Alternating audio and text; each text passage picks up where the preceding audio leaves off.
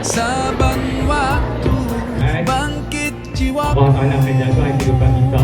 kau suluh hatiku dengan sinar kudus kasih-Mu. Ku harapkan terus bersamamu selamanya. Ramadan, Ramadan, Ramadan di hati. Ramadan, Ramadan, ku mohon usah pergi.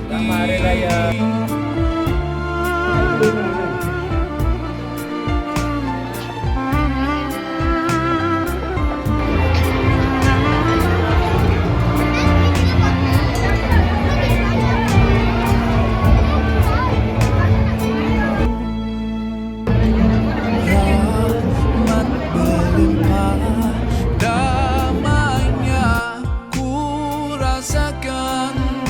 Ramadan, bulan Al-Quran, mendidik jiwaku mengumpulkan iman.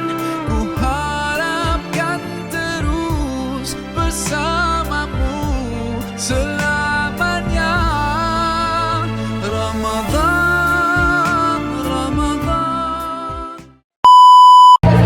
Okay, hari ni kita nak buat vlog dengan Teacher Anis. Teacher Anis dengan Teacher. Okay, apa perasaan Teacher untuk cuti? Kenapa happy?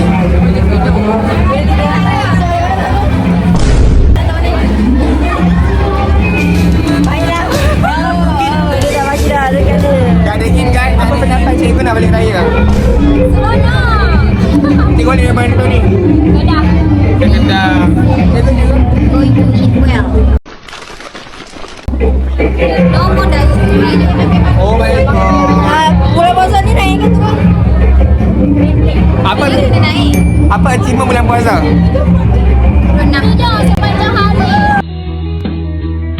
Astaghfirullahalazim. Masya Allah, bagus.